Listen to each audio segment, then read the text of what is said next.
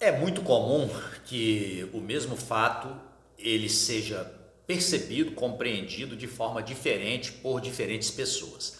A mesma sequência de eventos muitas vezes vai apresentar alguns aspectos e esses aspectos serão percebidos levando algumas pessoas a uma conclusão, ao passo que outros vão se ater a outros aspectos dos mesmos fatos e chegar a uma conclusão diferente daquela. Em se tratando de questão previdenciária, essa segunda quinzena de março apresentou uma situação que se encaixa como uma luva nisso aí. Estou falando da redução do teto máximo de juros para o mercado financeiro corrigir o capital que ele empresta a título de empréstimo consignado para aposentados e pensionistas. Vamos entender essa questão aí, vamos ver que um dos aspectos desse episódio é que isso aí foi mais um ponto para o sistema de seguridade social. Vamos lá, vamos entender isso aí. Primeiro vamos fazer uma análise cronológica. Gosto desta palavra, cronológica, né? Analisar a sucessão de eventos no tempo. No dia 13, o governo, por meio do ministro da Previdência Social, foi lá no Conselho Nacional de Previdência Social, que estava reunido, e disse o seguinte: olha, está tendo muito empréstimo consignado aí de aposentado e pensionista, o mercado está ligando para os aposentados, antes mesmo dos aposentados saberem que são aposentados, o mercado já sabe, já está ligando para propor empréstimo, muito aposentado e pensionista contratando esse empréstimo consignado aí, então, e o mercado está corrigindo esse juro aí, o teto máximo é 2,14, eu quero baixar isso aí, quero baixar para 1,70, eu acho que 2,14 é muito, botar 1,70 para corrigir esse capital aí, não é desses empréstimos consignados. Aí o Conselho Nacional de Previdência aprovou, passou por goleado isso aí, 12-3 favorável a essa redução. O ministro fez lá o seu discurso, o presidente do INSS também falou no dia, enfim, né? E aí quem é quem nesse episódio aí, do dia 13? Primeiro, o ministro da Economia, né? Lembramos lá, tem vídeo no meu canal falando sobre isso. Previdência antes, no governo anterior, era um secretário especial de Previdência. Quem era o chefe desse cara? Era o ministro da Economia. O ministro da Economia era o chefe do secretário de Previdência. O chefe do ministro é o presidente da República. Beleza. Entrou outro governo, mudou. Não vai ser mais secretário de Previdência não, agora vai ser um ministro de Previdência. Mesmo nível da Economia. E o chefe dos dois é o presidente da República. Diante disso, né, o ministro é o mesmo nível, opa, eu vou trabalhar aqui dentro da visão que eu tenho, que eu acho que é melhor para o povo brasileiro dentro da minha área de Previdência.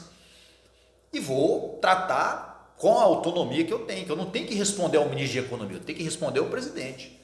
E aí o ministro está botando para quebrar lá em Brasília, né? Está botando para quebrar lá em Brasília dentro da área dele. Não estou entrando aqui, não estou... Estamos aqui advogando pelo ministro, estamos só analisando quem é quem. Ele leva essa proposta para o Conselho Nacional de Previdência Social, que você vai abrir a sua lei aí, você pode abrir a sua lei na internet aí, Lei Federal 82.1391, artigo 3º, você vai ver lá quem é esse Conselho Nacional de Previdência. É um órgão de deliberação colegiada, né? Representantes de muitas áreas da sociedade que integram isso aí, e eles têm a função realmente de estabelecer essas diretrizes gerais, de participar, de acompanhar e de avaliar, né, a gestão previdenciária, ok? Então ele olha as decisões, ele olha as políticas, ele critica as políticas, dá a sugestão e acompanha isso aí, entendeu? Então é a função desse pessoal aí. E o ministro foi nesse povo, esse povo aprovou isso aí, e aí passou essa aí, né? Passou essa determinação, ó, não pode mais ter empréstimo consignado, não é? Corrigido a 2,14, o máximo que você pode corrigir é 1,70. Isso no dia 13. No dia 16, os bancos privados primeiro disseram, olha, 1,70, então não vou mais emprestar para aposentado e pensionista não. Acabou isso aqui. Os bancos privados pararam de fazer no dia 16. No dia 17, os bancos públicos, né? Caixa Econômica e Banco do Brasil. Automaticamente, esse pessoal que está debaixo da asa lá do ministro da Economia, né? O ministro da Economia falou, tá confusão aqui, presidente, os bancos estão reclamando aqui, né? dessa questão, porque baixou muito aí, não estão mais emprestando, enfim. No dia 20, aí o governo está lá conversando, isso aí está fervendo, hoje é dia 23. A última informação que eu vi foi dia 20, que diante da repercussão do caso, o governo ele estuda elevar de novo um pouquinho esse teto máximo, não é? Para ficar em torno entre 1,9% ao mês ou 2% ao mês. Ou seja, ele vai propor o meio termo, o equilíbrio. Nem vai ser 1,70% que o ministro da Previdência queria e nem também vai ser 2,14% que o sistema financeiro estava praticando até então. Então esse foi o acontecimento. Esse foi a sucessão cronológica no tempo aí. Além disso, tem outras informações que são importantes. Esse movimento do ministro da Previdência gerou esse tumulto todo, e aí nisso aí alguns dados importantes apareceram para a nossa compreensão. A Federação Brasileira de Bancos, FEBRABAN, ela emitiu uns números aí que dizem que mais de 15 milhões de pessoas têm contrato de empréstimo consignado nessa modalidade, ligada a benefício da Previdência, aposentado e pensionista. Mais de 15 milhões de pessoas. O valor emprestado é mais de 215 bilhões de reais. Então é uma fatia grande disso aí, né? É uma fatia grande disso aí. O mercado, não é à toa que o mercado ficou em polvorosa por conta disso. Ok? O mérito dessa questão, e aí a gente entra, né? Tem um vídeo no meu canal aqui, eu vou deixar aqui nos cards, que eu dizia lá quais seriam os rumos que a gente entendia para a Previdência, o que tinha descortinado para nós no início do ano, no início desse novo governo aí, os rumos da Previdência. Uma das coisas que era inegável, olha, vai haver uma gestão mais diligente disso aí, da questão previdenciária. Por quê? Porque você traz um ministro para cuidar disso aí. Vamos analisar isso se fosse na temática anterior, na estrutura anterior. Quando você tinha um secretário de Previdência, que o chefe dele é o ministro de Economia, o cara traz uma proposta dessa para o chefe dele, porque esse secretário ele não pode ir lá no presidente falar nada. Ele tem que vir no ministro da Economia. Nunca o ministro da Economia, diante da repercussão que isso iria ocorrer dentro dos bancos privados e públicos, nunca o ministro da Economia ia botar um projeto desse para frente. Eles diziam, rapaz, deixa isso quieto por enquanto aí, não mexe nisso agora não. Isso aí vai criar uma confusão danada aqui na nossa área aqui. Deixa quieto, depois a gente olha isso aí. Mas como isso hoje não existe, você tem um cara cuidando da Previdência, o cara consegue propor isso aí. E qual é a vantagem disso? Aonde está o que eu entendo que é o ponto para a Previdência?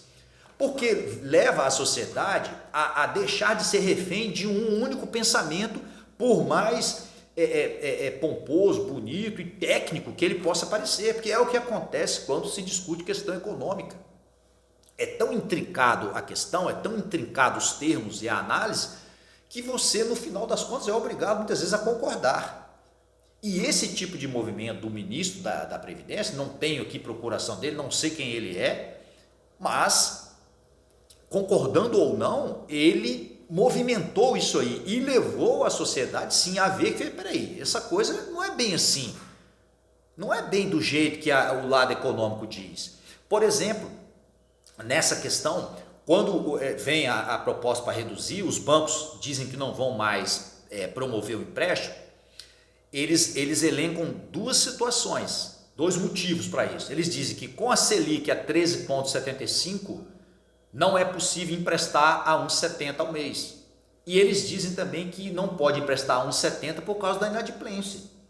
Aí vem o Instituto Brasileiro de Defesa do Consumidor destruir tecnicamente os dois argumentos do mercado financeiro. Primeiro, ele vem falando da taxa Selic. O que é a taxa Selic? É a taxa que o governo usa, o Banco Central usa para controlar a negociação de título público. Na prática, a Selic, o que? Ela é o melhor indicador aí para as operações financeiras, né? Então, é a taxa que eles usam. Então, por isso que ele disse, não, com a Selic a 13,75 é inviável para mim emprestar 1,70. Aí vem o Instituto Brasileiro de Defesa do Consumidor dizer o seguinte, não, você está mentindo, não pode ser verdade isso aí. Porque a taxa Selic em 2005 era quase 20%, era 19,75%, hoje é 13,75%. Em 2005 era 19,75% e você, mercado, emprestava para corrigir a 2% ao mês. 2,08% ao mês. Então por que com quase 20% você corrigia a 2%, a taxa hoje é 13,75%, você não pode corrigir a 1,70%? Percebe? Isso aí só é possível por quê? Porque alguém propõe que isso seja discutido na sociedade. E outra, o mercado falou em inadimplência. Não posso emprestar 1,70 por causa de inadimplência. Que inadimplência? Se você empresta consignado e envolve o INSS, que paga todo mês, e você pega isso antes do segurado, não tem como você não ter esse valor. Não tem como, você não vai ter inadimplência, vai ser baixíssima a sua inadimplência. Percebe? Então esse tipo de situação configura o quê? Configura uma robustez, uma gestão mais diligente, uma gestão mais potente, uma condição mais potente de discutir, de pensar temas previdenciários que são transversos, que são próximos, que estão ali juntinho da questão econômica, né? Eles meio que há essa ligação. Embora saibamos, e aí de novo o acerto do governo, não estou aqui defendendo o governo não, mas de novo o acerto do governo, quando ele coloca um ministro de Previdência Social. Abre sua Constituição aí, abre a sua Constituição, você vai ver lá dois títulos, o título 7º e o título 8º. O título 7º da ordem econômica, artigos 170 a 194. Lá dentro desse título vai estar o sistema financeiro e outras questões lá que envolvem a área econômica, da ordem econômica. Na sequência, você vai ver o título 8º da ordem social, artigos 193 a 232. Vários temas também, entre eles o sistema de previdência social. Ou seja, dentro da Constituição eles são títulos distintos. São títulos distintos, assuntos, áreas distintas, diferentes. Não pode, não existe, é contraproducente você colocar um secretário de Previdência para responder a um ministro de Economia, porque ele é área social, ele tem que estar aqui mesmo, equiparado. Essas duas áreas não tem que estar em conflito, não é isso que estamos aqui dizendo, que tem que ter briga, que tem que ter quem é maior, quem é melhor, não é isso. Mas elas têm que ter gestão e elas têm que ter propostas e discussões autônomas, e as propostas que vierem dessas duas áreas, elas têm que chegar com a mesma força para a discussão na sociedade, porque te obriga a pensar, te obriga a não aceitar, por exemplo, qualquer esses argumentos pomposos de estrutura econômica. E aí, como eu disse no início, o mesmo fato, muitas vezes, ele é percebido de maneira distinta. O excelente jornalista Gustavo Uribe, da rede de CNN de informação, ele analisando o fato, ele politicamente, ele é um analista político, né? Excelente o trabalho dele, muito bom, né? Tem uma excelente oratória, o jornalista. Ele considerou como uma grande atrapalhada, né? Foi o adjetivo que ele usou.